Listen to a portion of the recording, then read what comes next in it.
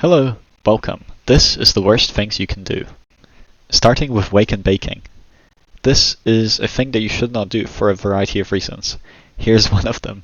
It sets you up for a whole day of smoking throughout the day, because once you come off of that high from the wake and bake, you're gonna want to smoke again, and then again, and you're gonna end up smoking multiple times throughout the day, because it's way harder to resist the temptation to smoke when you have smoked earlier in the day and you're coming down, as opposed to when you haven't smoked earlier in the day and you're just sober. It's way harder to not smoke again after you're coming down off the high. Reason number 2 to not wake and bake is because you do less. Because smoking in the morning makes you lower energy and less motivated. This is going to be a personal thing. Some people may not feel this, some people may feel this. I know that when I used to wake and bake, I would sit and just play League or watch videos until I was not high anymore, because I would smoke and then I'd be like, oh, I'm too high to do anything, so I'm just gonna chill and enjoy it while it lasts, and then I'll go do stuff after. And usually when it wore off, I would go and do stuff, but you could just go and do stuff straight away instead of waiting 2-3 hours after waking up. Another reason to not wake and bake is because it ruins your tolerance. This is pretty simple, but if you smoke in the morning, then your tolerance is already gone for the whole day, and then if you smoke again, then you're going to be like, damn, my tolerance is so much higher. So you're going to end up smoking more to feel high again, which just sets you up on a continuous loop of smoking more and more to feel high if you wake and bake. Next thing that you should not do, not cleaning your glass. I know I say this in every video, and I'm going to keep saying this in every video. People need to clean their glass. It's very unhealthy to smoke through unclean glass because you're pulling through ash and gunk from the weed that you smoked previously. That's all just going to end up in your lungs if you don't clean it off your glass. It also makes your hits taste so much worse if the glass is dirty, because you're tasting all that ash and gunk that's already on the bong, especially if you have an ash catcher or dirty water. Those are terrible for how your hits taste, so make sure you clean those and replace the water. It also makes your bong hard to pull, so why would you not want cleaner glass where you can have smoother, bigger hits easier, instead of a dirty piece where it's not tasty and it's hard to pull through and it's also less healthy for you. It's just all around bad. Clean your glass. Next thing to not do, tripping multiple days in a row. You don't want to do this for a variety of reasons. First is, if you trip multiple days in a row, your psyche is going to be pretty affected. You have experienced this like mind-altering and reality-altering psychedelic, and it takes some time to readjust back to normal life after. If you trip multiple times in a row, multiple days in a row, that destabilization and attachment just combines on top of each other and on top of each other and on top of each other until you just start having real mental issues. You're going to start suffering from depersonalization, detachment from reality. It's just all around not good for you, so don't trip multiple days in a row. You've got to rest and recover after your trip for a variety of reasons. Obviously, if you had a really intense experience, it's going to leave a lot in your head that you're going to need to integrate and think about. However, sometimes when you trip, you also just go on crazy adventures that can impact you physically. You're going to be tired. For example, if you walked a lot or you did something crazy, I don't know, like climbed so many trees, you're going to be tired and you're just going to be sore. So give yourself time to rest and recover after a trip, not just physically but also mentally. Both are important.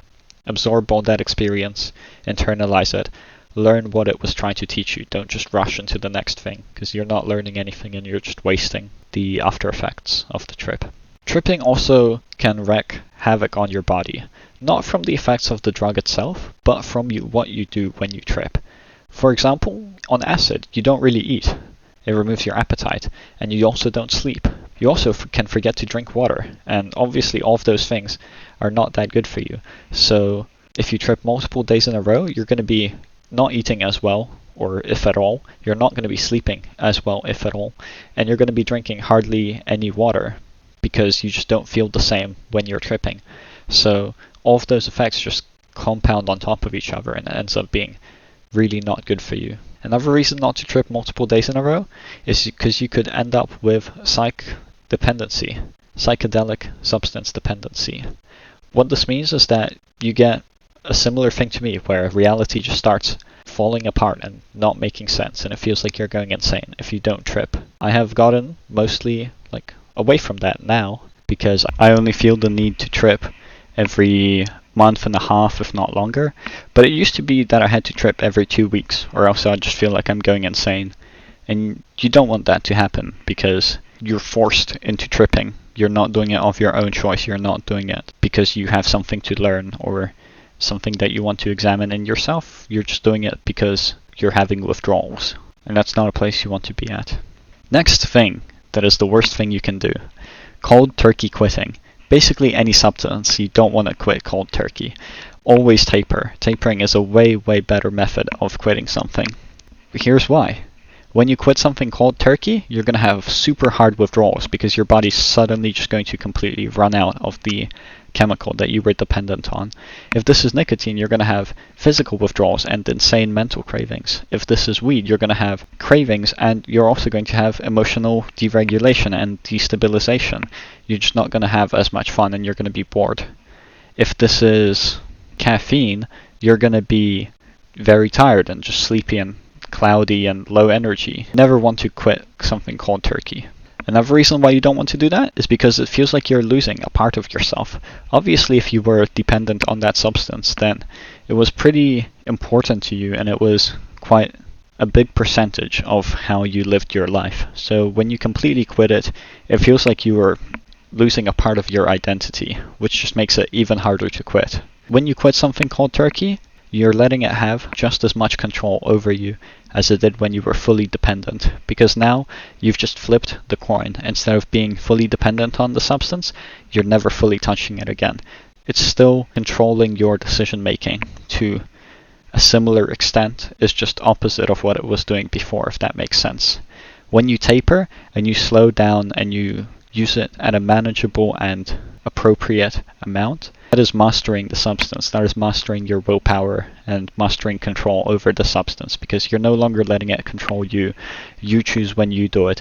You choose how often you do it. And because you have the ability to make those choices, you can now use it in a way that it benefits you greatly.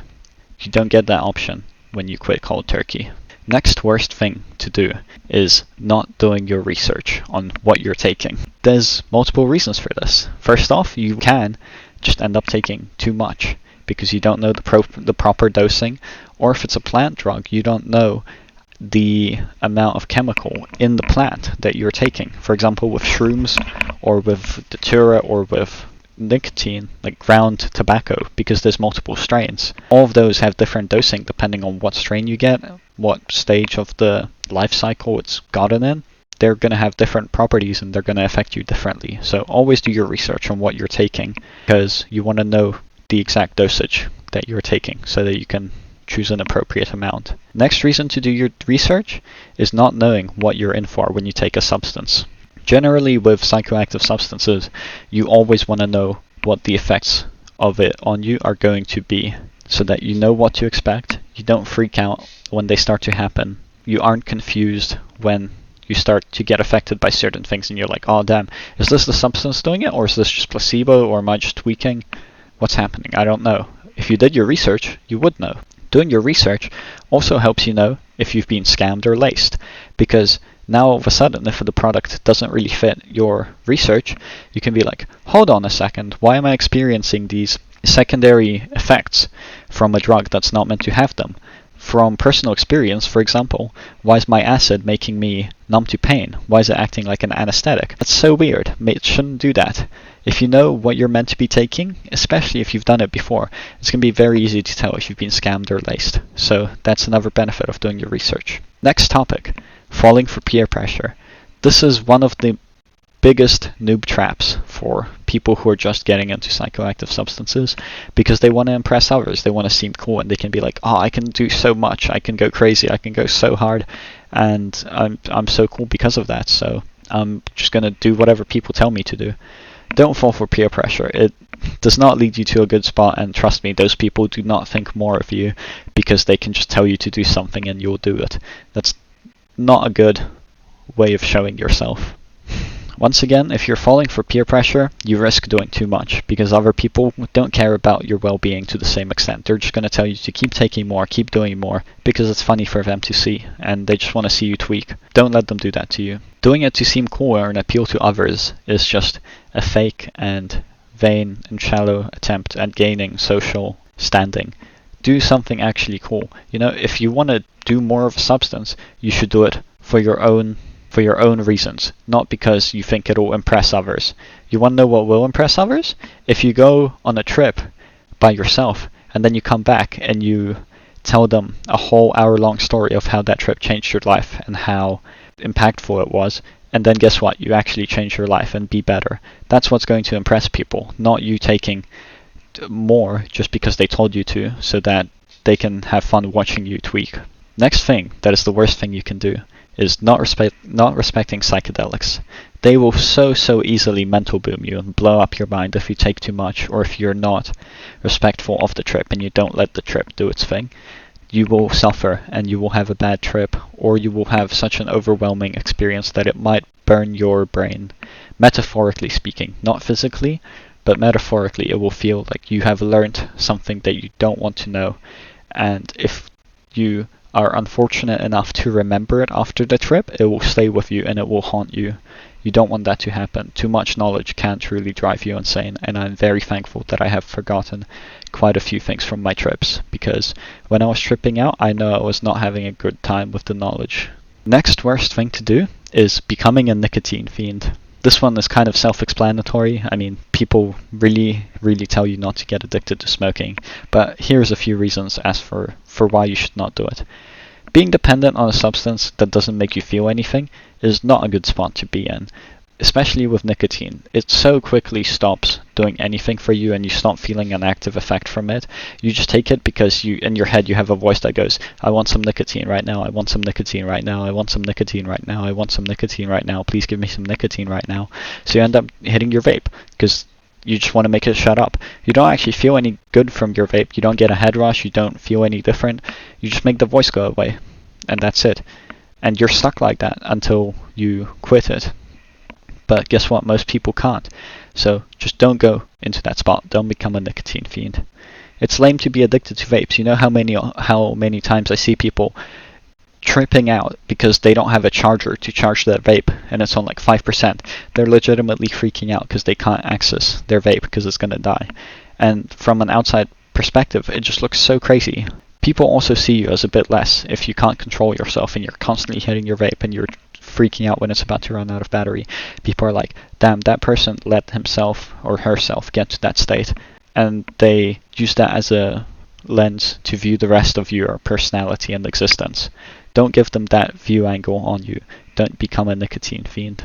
Alright, thank you for watching. That is the end of this video. Goodbye.